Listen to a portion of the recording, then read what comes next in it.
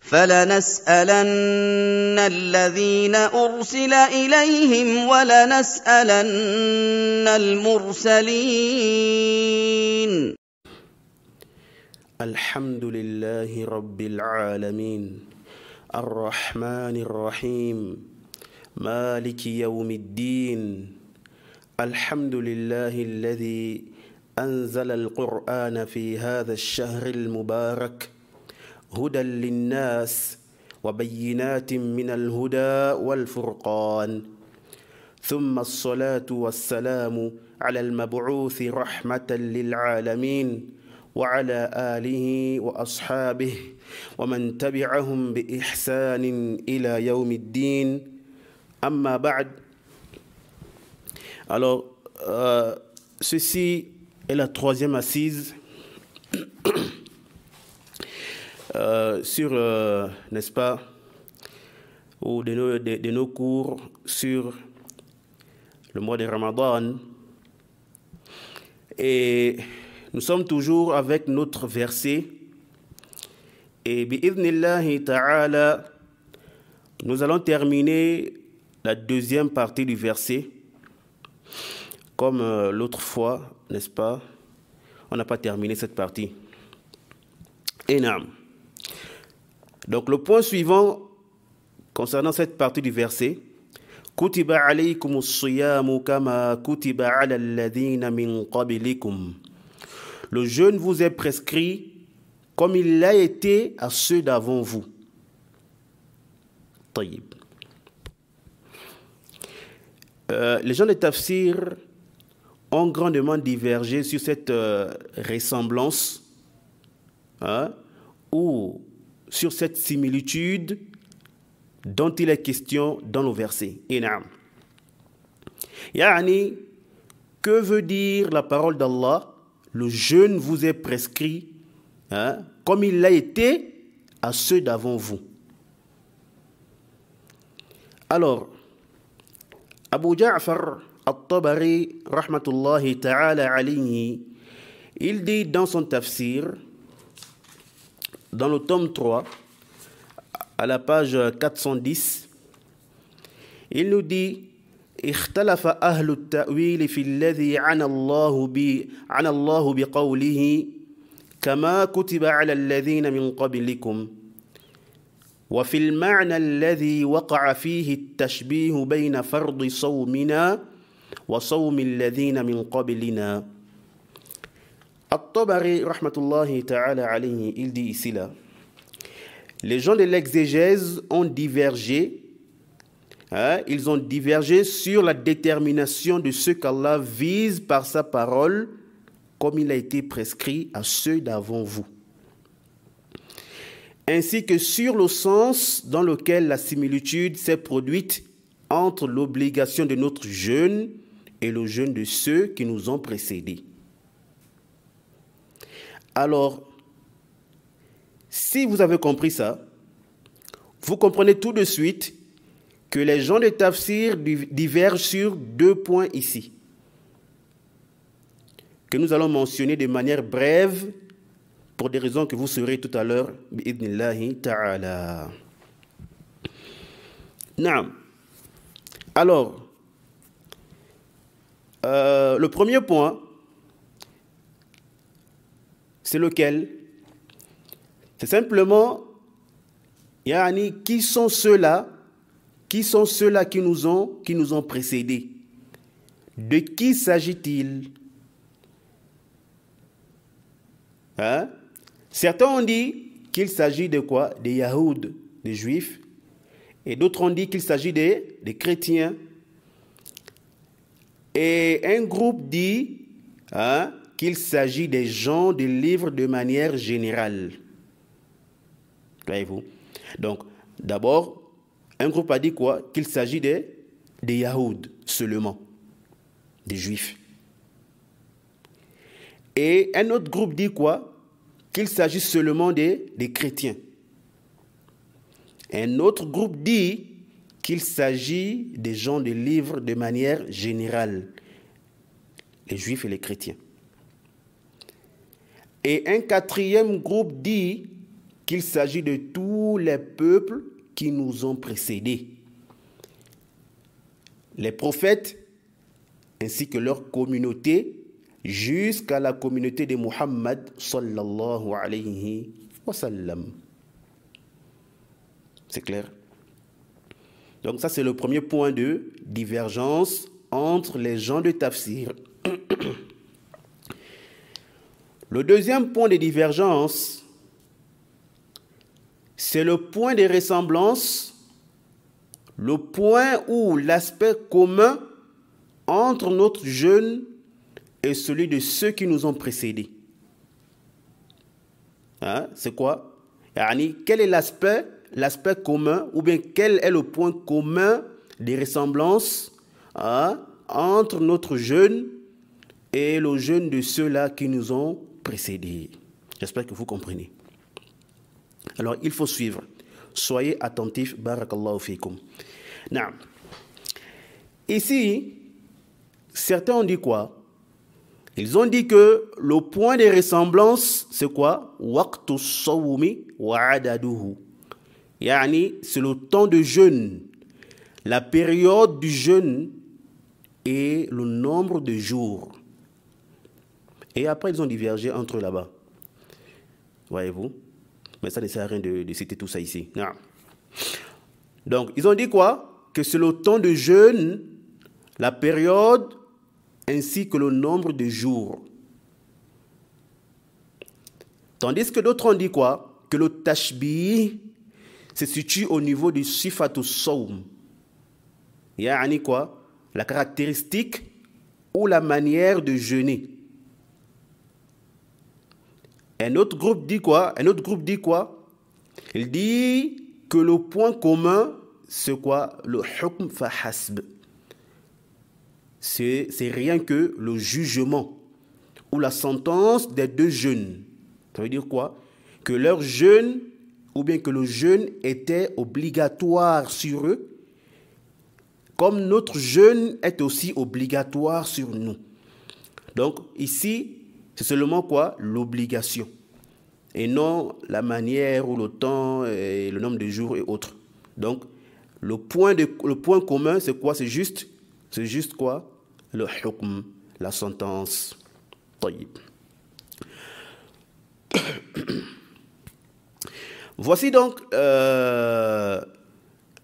n'est-ce pas, les points sur lesquels les gens de tafsir ont divergé, ainsi que leurs différents propos, ou disons les plus essentiels, de manière brève. Maintenant, qu'est-ce qui est vrai ou qu'est-ce qui est juste de tout ça? Et tout ce que nous avons mentionné. Taïb, avant de trancher entre ces avis, je vous rappelle notre règle avec laquelle nous fonctionnons, pour ceux qui nous connaissent. C'est laquelle? Al-haqqu ma qama alayhi ad-dalil. Ce que pour nous, dans toute chose, la vérité c'est quoi? C'est ce sur quoi la preuve s'est établie. La vérité, c'est ce qui est basé sur des preuves. Et naduru ma'al adillati haythu darat. Nous fonctionnons, avec les preuves où qu'elles soient. Wala nu'azzimu shakhsan wala nuqaddimuhu 'ala ad-dalili ka'inan man kan wa mahma kana 'adaduhum. Et nous ne mettons aucune personne au-dessus des preuves, qui qu'elles soient. Et peu importe leur nombre. Inam. Alors, revenons à notre sujet. Le premier point, c'est quoi? Ici, là,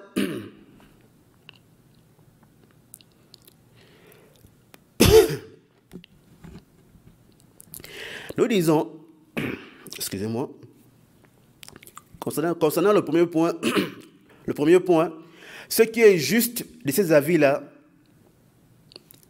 c'est qu'il s'agit ici des peuples qui nous ont précédés de manière générale. Les Juifs, les chrétiens et autres. Voyez-vous? Nous ne spécifions aucun peuple à un autre. Car pour cela, pour dire que, qu'ici, Allah fait allusion rien qu'aux chrétiens ou rien qu'aux juifs, ou bien un peuple en dehors d'autres peuples, pour faire ici là, pour particulariser un peuple ici là à un autre, il nous faut quoi? Des preuves. Wala dalila ala dhalik. Nous n'avons aucune preuve. Nous n'avons aucune preuve authentique qui nous confirme cela. Par conséquent, on se limite à ce qu'Allah Jalla wa Ala nous dit ici, ala alladhina min qablikum, à ceux qui vous ont précédés. Voyez-vous? Donc, à tous les peuples qui nous ont précédés. Et Allah seul sait de quel peuple il s'agit. Et le prophète Muhammad sallallahu alayhi wa sallam, il ne nous a pas, n'est-ce pas, dit de quel peuple il s'agit. Voyez-vous, on ne trouve aucun hadith dans lequel le prophète dit qu'il s'agit de tel peuple. Non. Donc on se limite à ce qu'Allah a dit ici dans le verset. Arju an yakuna wadihan. Quant au deuxième point, nous disons également la même chose. Ici, là, la similitude, le point commun, l'aspect de ressemblance, le tashbih, retourne à quoi? Retourne à l'obligation du jeûne. Voyez-vous? Donc, le jeûne est obligatoire pour nous, comme il était, n'est-ce pas, obligatoire pour les peuples qui nous ont précédés. Et on se limite à ça. Voyez-vous? Donc ici, on dit quoi? C'est le hukm. Le hukm, c'est quoi? La sentence. Donc, on sait que, ici, Allah nous a informé que le jeûne est obligatoire pour nous, n'est-ce pas? Comme il l'a été pour ceux-là qui nous ont précédés. Maintenant, quant à la manière dont ils ont jeûné, ou le nombre de jours, ou est-ce que c'était aussi le Ramadan qui leur a été prescrit ou pas? Et autre chose dont nous n'avons aucune preuve claire et authentique qui nous décrit cela, alors on s'abstient de rentrer dans cette divergence. Et il n'y a qu'Allah Jalla wa Ala qui connaît réellement cela. Naam. Donc, on n'a aucun doute, on n'a aucun doute que le jeûne était obligatoire pour ces peuples-là. D'accord?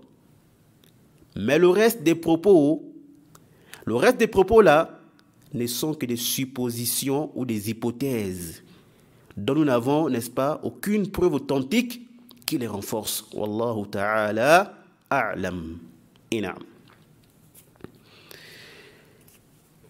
Et sachez que la similitude ou la ressemblance entre deux choses n'implique pas la ressemblance totale, ou dans tous les aspects. On peut très bien dire que deux personnes ou que deux choses se ressemblent sans pourtant qu'ils ne se ressemblent dans tous les aspects ou sur tous les points. Et ça, c'est clair et c'est connu. Donc ici, le fait qu'Allah Jalla wa Ala dise qu'il nous a prescrit le jeûne comme il a prescrit à ceux d'avant vous ou à ceux d'avant nous, alors cela n'implique pas que le jeûne soit semblable ou que leur jeûne soit semblable au nôtre en tout. La période, la durée, le nombre de jours et autres. C'est clair? Voyez-vous? Donc la similitude n'implique pas, n'est-ce pas, ou bien ici, le tashbih, le fait qu'Allah nous dise qu'il a prescrit à ce peuple-là le jeûne comme il nous a prescrit ce jeûne, alors cela n'implique pas, n'est-ce pas, que leur jeûne ressemble au nôtre dans tous les points. Arju an yakuna wadiha. طيب. Ensuite, certains ulama mentionnent les profits de cette similitude, ce tashbih entre notre jeûne et celui de ceux qui nous ont précédés, tel que Al-Hafidh Ibn Kathir, rahmatullahi ta'ala alayhi, il nous dit dans son tafsir, au tome 1, à la page 497, وذكر أنه كما أوجبه عليهم فقد أوجبه على من كان قبلهم فلهم فيه أسوة وليجتهد هؤلاء في أداء هذا الفرض أكمل مما فعله أولئك كما قال تعالى لكل جعلنا منكم شرعة ومنهاجا ولو شاء الله لجعلكم أمة واحدة ولكن ليبلوكم فيما آتاكم فاستبقوا الخيرات ولهذا قال هنا يا أيها الذين آمنوا كتب عليكم الصيام كما كتب على الذين من قبلكم لعلكم تتقون. Al-Hafidh Ibn Kathir, qu'Allah lui fasse miséricorde, il dit, Allah a mentionné que de la même manière qu'il leur a obligé le jeûne, c'est ainsi qu'il l'a obligé à ceux qui les ont précédés. Ils ont en eux un modèle et qu'ils s'efforcent à accomplir cette obligation d'une manière plus parfaite que ceux qui les ont précédés. Comme a dit Allah, à chacun de vous, nous avons assigné une législation, une méthode à suivre. Et si Allah avait voulu, certes, il aurait fait de vous tous une seule communauté. Mais il veut vous éprouver en ce qu'il vous a donné. Concurrencez donc dans les bonnes œuvres. Sourate 5, verset 48. Il dit, raison pour laquelle Allah dit ici, ô vous qui avez cru, le jeûne vous est prescrit comme il a été à ceux d'avant vous, afin que vous puissiez atteindre la piété. Fin des propos d'Ibn Kathir. Alors, donc parmi les profits du fait qu'Allah Jalla wa Ala nous mentionne qu'il a également prescrit le jeûne à ceux-là qui nous ont, n'est-ce pas, précédés, c'est qu'Allah Jalla wa Ala veut quoi?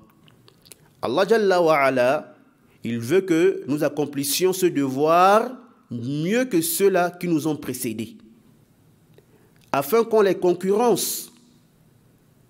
C'est pour nous éprouver qui de nous sera mieux. Et c'est aussi pour attirer notre attention. Aussi pour que nous accordions une importance à cette grande adoration qui est le jeûne. Car c'est une adoration, n'est-ce pas, qui a été prescrite à tout le monde, n'est-ce pas? Elle n'est pas seulement obligatoire sur nous. Et comme on dit certains, le jeûne est une adoration difficile. Donc, lorsqu'on leur mentionne ici là qu'il a été également prescrit au peuple passé, cela peut être quoi? Une cause ou un réconfort pour eux, afin qu'ils ne pensent pas qu'ils sont les seuls à subir quoi? Cette lourde adoration. Car habituellement, lorsque quelqu'un partage une tâche compliquée ou une tâche lourde avec une autre personne, généralement, il oublie quoi? La difficulté. Vous voyez? Elle devient légère pour lui. Contrairement à lorsqu'il est seul. Et ça, c'est clair. Un exemple simple. Disons que tu es quelque part et que tu veux rentrer chez toi. Tu n'as pas de voiture. Et il n'y a pas aussi de taxi. Tu te retrouves contraint de faire quoi? De marcher pour arriver chez toi. Et quand tu penses que tu vas marcher peut-être 10, 20, 30, 40 kilomètres, tu vois ça pénible. Mais imagine-toi que vous êtes un groupe de 5 personnes ou plus qui allez dans la même destination. Lorsque vous marchez, vous ne ressentez pas, n'est-ce pas, la fatigue ou vous oubliez la longueur de la distance. Voyez-vous? Ce n'est pas comme lorsque tu marches seul cette distance.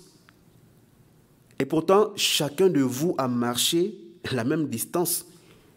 Personne n'a marché à la place de l'autre. Voyez-vous? C'est comme dans le Ramadan. Il y a des gens, parfois ils sont quoi? Ils sont malades. Mais elles font quoi? Ou bien ces gens-là, ils font quoi? Ils forcent à jeûner. Parce que lorsqu'il pense qu'après le Ramadan, il sera seul à rembourser son jeûne, voyez-vous que le simple fait qu'il pense qu'il sera seul a un impact sur lui. Alors il fait quoi? Il préfère forcer et jeûner dans ce mois de Ramadan avec tout le monde. Malgré que son état, n'est-ce pas, ou bien malgré qu'il soit malade et qu'il va jeûner avec difficulté. Voyez-vous? Donc, ça peut aussi être également le cas ici. Le fait qu'Allah nous mentionne qu'il a également prescrit à ceux qui nous ont précédés, ça peut aller dans le même sens. Wallahu a'lam. Naam. Bon, après, c'est vrai aussi que le fait que le jeûne soit difficile, cela peut être relatif. Et naam. Il y en a qui ne ressentent pas vraiment la difficulté du jeûne. Ils sont déjà habitués dans Ramadan et en dehors de Ramadan. Mais par exemple, un nouveau converti à l'islam, le jeûne peut être difficile pour lui. Ou même d'autres personnes. Et en même temps, nous disons que le serviteur ne doit pas voir la difficulté de l'acte. Mais qu'il accomplisse l'adoration malgré sa difficulté. À cause de qui? À cause d'Allah. Pour répondre à l'ordre d'Allah. Qu'il pense à la récompense qu'Allah lui réserve s'il l'accomplit. Tout ça sont des causes qui allègent et facilitent au serviteur l'accomplissement des adorations. Et qui lui donnent le plaisir de faire l'adoration. Quand il l'a fait, il ne se sent pas obligé. Mais il l'a fait plutôt avec quoi? Avec plaisir. Il a le goût de l'adoration. Quand tu penses par exemple que le prophète sallallahu alayhi wa sallam a dit « Celui qui jeûne Ramadan avec foi et espérance, ses péchés antérieurs seront effacés. » Ou autre parmi les mérites du jeûne. Alors, tout ça te donne quoi? L'envie de jeûner ce mois. Voyez-vous? L'envie de faire quoi? N'est-ce pas? De jeûner dans ce mois. Et de faire quoi? Multiplier les efforts. Voyez-vous? Et tu le fais avec plaisir. Et c'est là aussi la différence. C'est là aussi la différence entre celui qui connaît les mérites de telle adoration et s'en souvient lorsqu'il l'accomplit. Entre lui et celui qui ignore ses mérites. Voyez-vous? Parfois il jeûne ou fait l'adoration, n'est-ce pas, comme si c'était juste une habitude. Une chose simple, voyez-vous. Lors de la prière, ou bien lorsque l'heure de la prière arrive, bon, je fais les ablutions, je n'ai pas prié, pour me débarrasser de quoi? De la prière. Ou bien, bon, comme c'est l'heure, j'ai pris. Et alhamdulillah, j'ai prié. Mais combien réellement parmi nous combien réellement parmi nous, lorsqu'il fait l'ablution, ou lorsqu'il prie, ou jeûne, se rappelle qu'il est en train d'accomplir un devoir qu'Allah lui a demandé de faire. Ou se rappelle qu'il le fait par obéissance à Allah et en imitant le messager d'Allah sallallahu alayhi wa sallam. Donc, soyons sincères envers nous-mêmes. هل يستوي الذين يعلمون والذين لا يعلمون إنما يتذكر أولو الألباب. Allah dit quoi sur une traduction approximative? Allah dit, sont-ils égaux ceux qui savent et ceux qui ne savent pas? Seuls les doués d'intelligence se rappellent. Sourate 39, verset 29. Pardon, Sourate 39, verset 9. Ah. Donc, parmi les profits, il y a le fait que cela soit comme une incitation, n'est-ce pas, pour les gens, afin d'accomplir le jeûne, n'est-ce pas, de l'accomplir mieux que ceux-là qui les ont précédés. Et cela conformément à la parole d'Allah Jalla wa Ala, vous êtes la meilleure communauté qu'on ait fait surgir pour les gens. Donc ce qualificatif-là par lequel Allah les a distingués des autres implique quoi? Implique qu'ils doivent avoir le courage et faire plus d'efforts à répondre au commandement d'Allah Jalla wa Ala. Wadih. Ensuite, sachez que le jeûne dont il est question, c'est à votre propre profit. Que vous jeûnez ou pas, cela n'ajoute rien à Allah, ni ne diminue rien aussi à Allah. Si vous jeûnez, c'est à votre propre intérêt. Si vous ne jeûnez pas aussi, c'est à votre propre détriment. Le jour dernier, vous n'allez vous en prendre à personne. Et naam, vous allez vous en prendre à qui? Qu'à vous-même. Jeûnez ou pas, cela ne diminue rien de la royauté d'Allah, le Maître suprême. Wa kadhalika Allah Jalla wa Ala est miséricordieux. Allah veut quoi? Allah veut vous faciliter. Il ne veut pas la difficulté pour vous. Car si Allah avait voulu, il vous aurait imposé le jeûne toute l'année. Voyez-vous? Si Allah avait voulu, il vous aurait imposé de jeûner toute l'année. Ou même 6 mois de jeûne.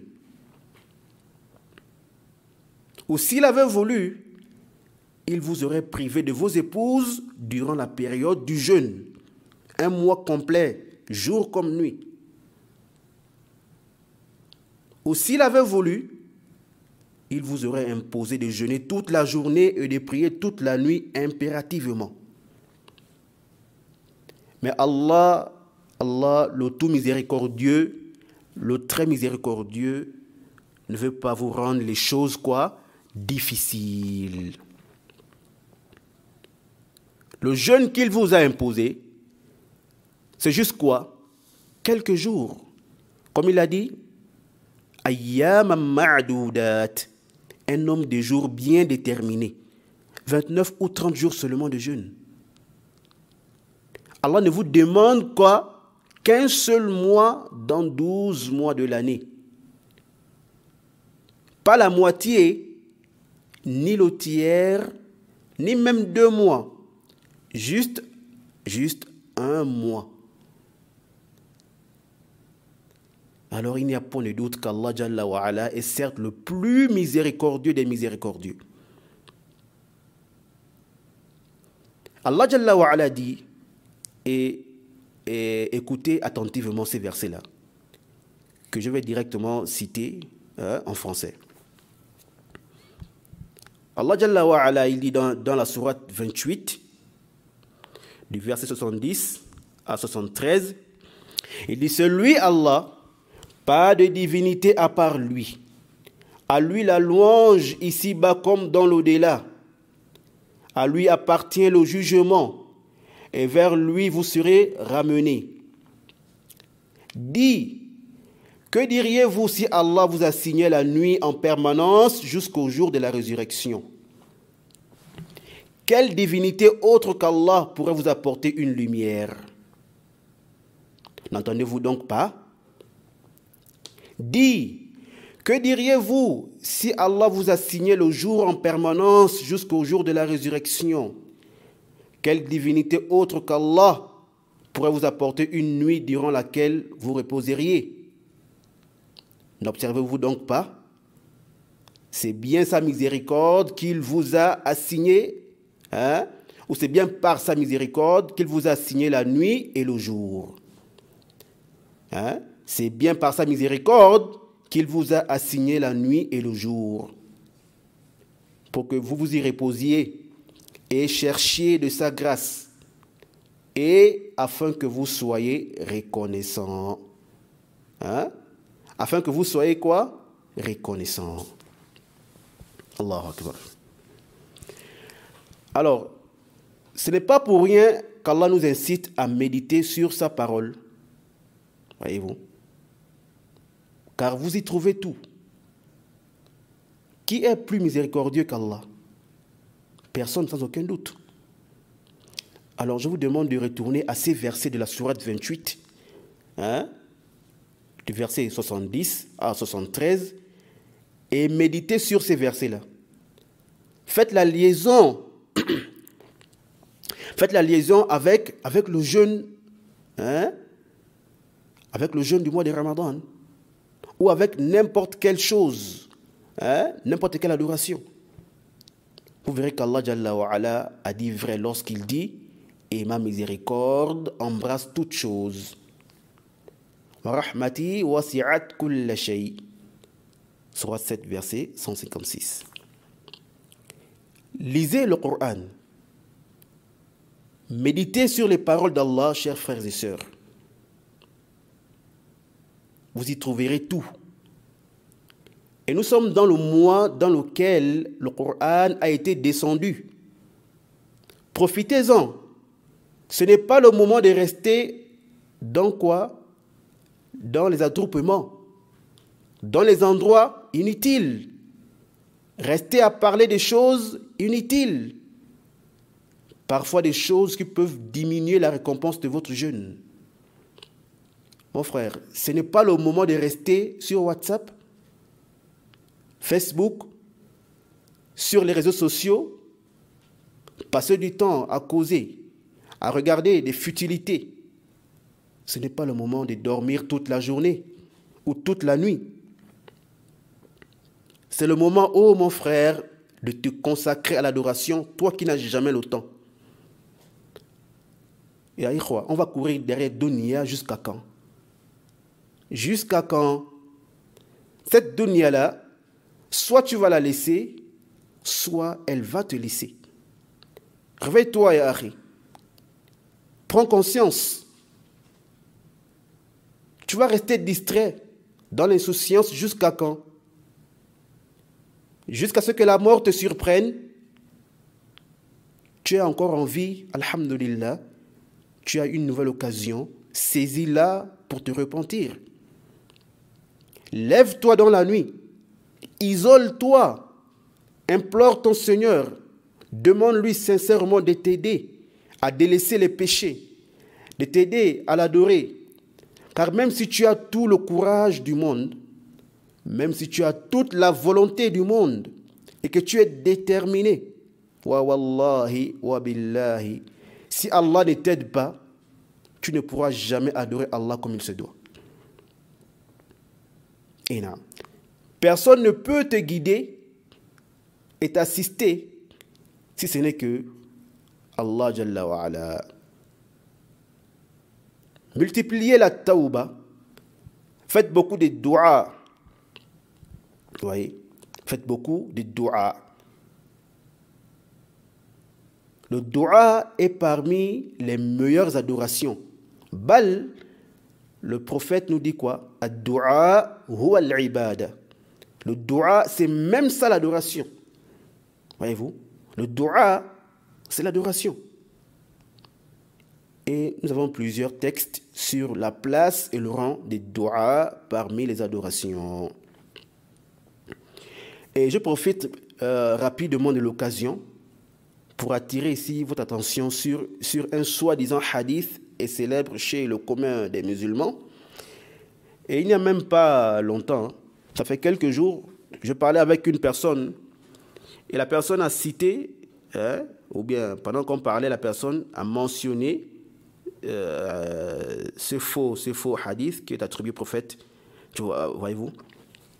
Ils disent quoi? C'est quoi ce hadith-là? Ils disent que le prophète sallallahu alayhi wa sallam a dit quoi? Qu'il a dit ad-du'a'u silahul mu'min. Ils disent que le prophète a dit que l'invocation est l'arme du croyant. Et ce récit a une suite. Alors, ceci est un récit mensonger, forgé et fabriqué. C'est un faux hadith. Il ne convient pas de l'attribuer au messager d'Allah sallallahu alayhi wa sallam. Donc, ceux qui avaient cette pensée-là, alors il faut la corriger. Et ceux qui ignoraient cela, alors vous êtes déjà avertis.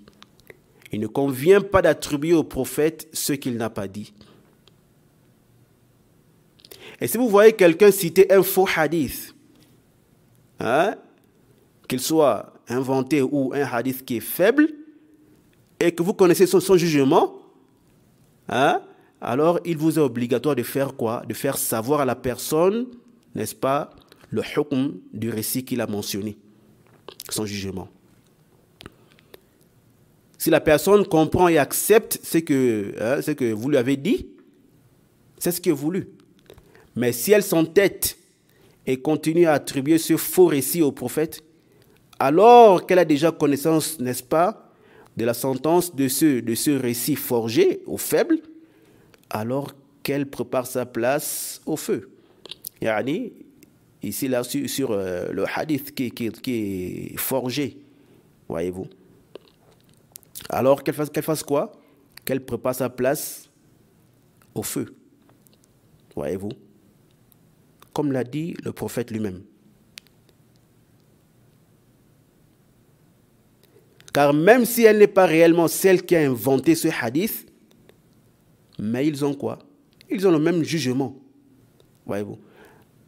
Car elle fait quoi? Elle propage. C'est elle, ou bien elle est l'une des causes de la propagation de ce message, ou bien de ce faux hadith, ce hadith mensonger, ce mensonge qu'on attribue au prophète.